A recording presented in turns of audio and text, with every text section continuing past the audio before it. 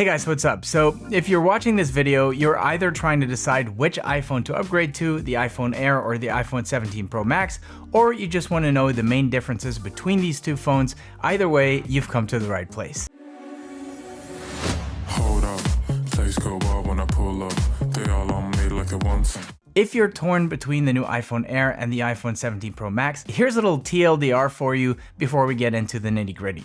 The Air is all about being super thin and light, just 5.6 millimeters and 165 grams with a titanium frame and a single 48 megapixel camera. It's sleek, futuristic, and it should be really comfortable to hold.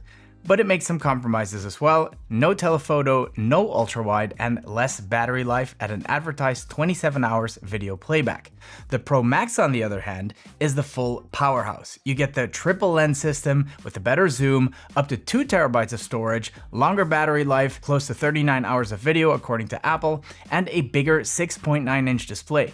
Both share the same A19 Pro chip and a beautiful OLED screen, but in short, the Air is about design and portability, while the Pro Max is about performance and versatility. Now let's zoom in a little bit. Pun intended, why not? Let's start with the most obvious difference between these two phones, which is the size, or more generally, the design.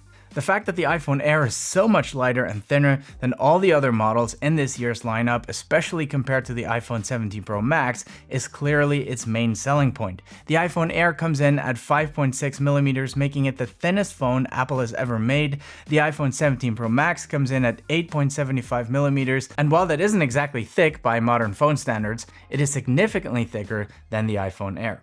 The weight difference is substantial as well. I mean, these are dummies, but the Air weighs 165 grams, which is almost 70 grams lighter than the Pro Max, and you will definitely feel that in everyday use.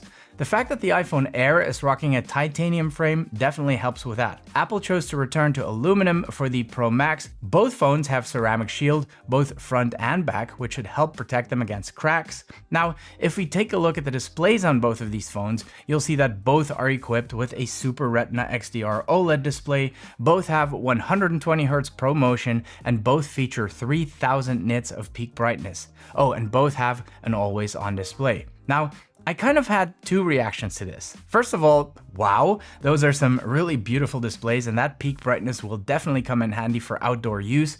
But my second consideration was, okay, but what about heat? This sounds like a display that will definitely contribute to heating up the phone, and that makes me wonder how well the iPhone Air is going to handle that, because A, it has a titanium body, which is not as good at heat dissipation as an aluminum body, and B, unlike the Pro Max, the iPhone Air does not have a vapor chamber. So I'll definitely be focusing on that in my reviews. And by the way, if you'd like to tag along for those, a sub to the channel would be much appreciated. Anyway, moving on to the chip. The iPhone 17 Pro Max and the iPhone Air both have that new A19 Pro chip under the hood, but the main difference is how they actually tap into it. The Pro Max is going to leverage the chip to its fullest, so you're going to get the advanced camera features, which we will get back to in a minute.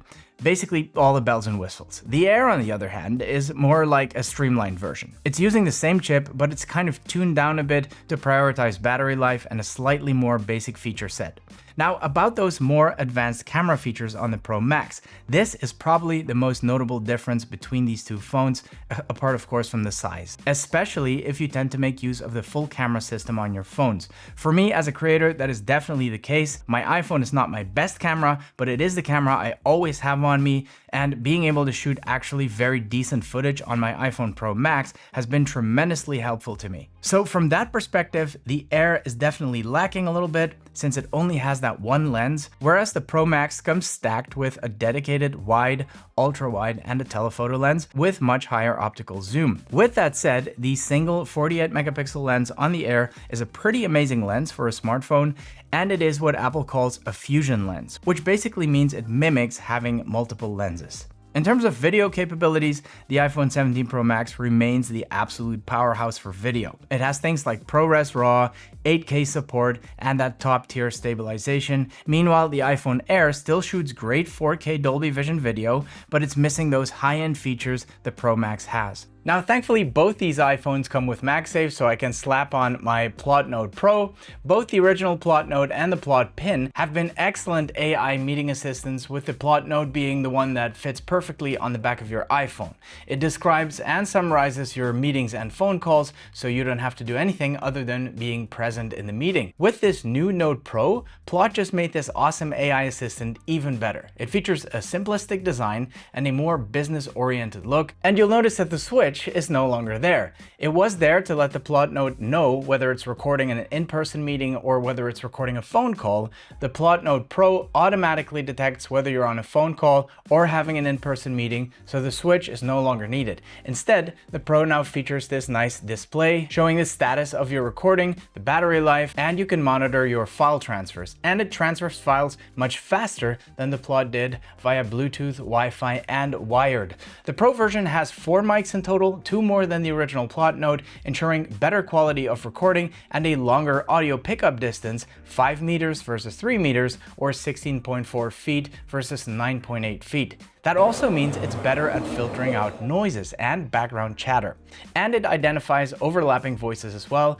Battery life went up from 30 to 50 hours of non-stop recording, but it's not just the hardware that's improved. The software got some big updates as well with version 3. Multimodal input enables Plaud to process conversations with deeper context by integrating audio, text, image, and highlight into one unified understanding. It helps identify what's important, expands on what you noted, and delivers contextual summaries that reflect the full picture. Multidimensional summaries generates multiple summaries from one conversation, creating a role-specific output such as action items for sales, data, and insight for managers, and strategic overviews for leadership, keeping your whole team aligned. Possibly the handiest feature is Ask Plaud, especially if you keep a lot of notes. You can use natural language to find answers across all of your content. For instance, I could ask which client was concerned about air passenger rights, and Plaud will find me the corresponding meeting or meetings. And the icing on the cake, it has Apple's Find My built in, which is useful on its own, but the Plaud Note Pro is so thin that it fits in your wallet, meaning it can serve as your wallet tracker too. Super useful little bonus feature, and if you want to check it out for yourself, there will be links in the description below the video. The front-facing camera is pretty decent on both actually, with its 18 megapixels. They both have that really cool new feature where it makes use of the full square sensor, so it can frame things in portrait or in landscape mode without having to rotate the phone. Very similar to what's known as open gate shooting in the camera community, something I really believe is the future of photography and filmmaking. But once again, the Pro Max has those pro enhancements, making everything that little bit better. Now, if you do shoot a lot of video on your iPhone, 2 things are going to matter. One is storage. Both phones start at 256 gigs, but the Air maxes out at 1 terabyte, while the Pro Max also offers a 2 terabyte option.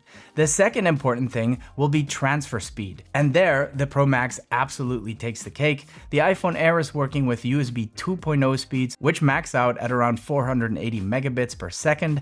The iPhone 17 Pro Max, on the other hand, supports USB 3.1 Gen 2, so it can hit transfer speeds of up to 10 gigabits per second. I mean, that's up to 20 times faster, and that is going to be a big deal when you're transferring large video files or other large files. Right, the big elephant in the room, battery life. This will be the #1 question on everybody's mind when considering the iPhone Air. How will the battery hold up?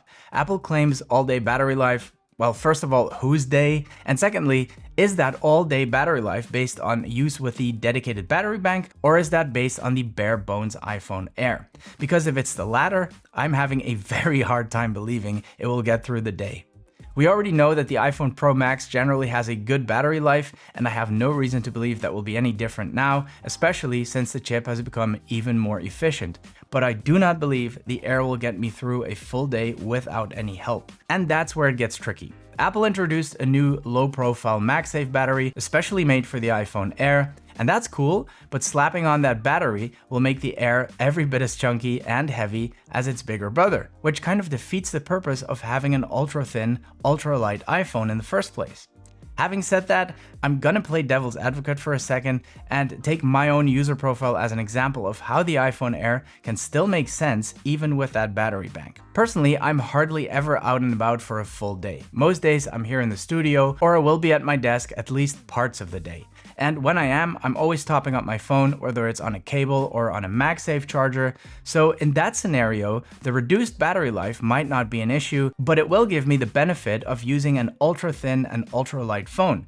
And then on those days where I'm away from my desk, let's say I'm traveling or have an all-day external event, I can use that battery pack and accept the fact that the phone will be just as thick as the ones I normally carry. I guess that's just some food for thought, and it ultimately comes down to the type of user you are and how much you care about having that slim profile at all times. So guys, to sum up, if you want that ultra light, ultra thin phone and battery life is not a priority for you, and if you're okay with a pretty good camera but without the Pro and the video features, the Air could be a really cool and fresh new phone for you to enjoy.